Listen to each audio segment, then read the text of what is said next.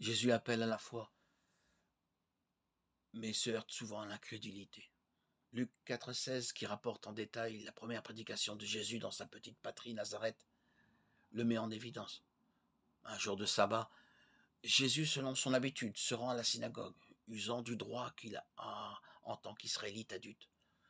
Il y a un passage du prophète Isaïe, « L'Esprit de Dieu est sur moi, parce qu'il m'a consacré par l'onction. Il m'a envoyé porter la bonne nouvelle aux pauvres, annoncer aux captifs la délivrance, aux aveugles le retour à la vue, libérer les opprimés et proclamer une année de grâce du Seigneur. » Or, par ce texte, Jésus définit les grandes lignes de sa mission. Il est porteur de l'Esprit de Dieu, et donc le Messie. Il vient à ceux qui, d'une manière ou d'une autre, sont des pauvres, pour leur annoncer non pas le jugement, mais l'année du salut. Sa parole accomplit l'Écriture. On doit l'écouter, croire en lui, s'en remettre à lui, afin qu'il puisse réaliser ce qu'il dit. Mais ses compatriotes ne croient pas en lui. Ils ne voient en lui que l'un d'entre eux, le fils de Joseph.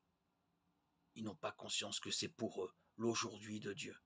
Au contraire, ils méconnaissent leur heure. Ils rejettent Jésus et, avec lui, le salut que Dieu leur offre.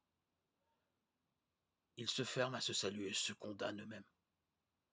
Jésus les renvoie à leur propre histoire, au cours de laquelle leurs pères se sont comportés comme aujourd'hui. Ils cherchent alors à le faire périr. Les gens de Nazareth au milieu desquels il a grandi sont les premiers à le menacer de mort. Le résultat de cette rencontre, c'est la rupture de Jésus avec sa patrie.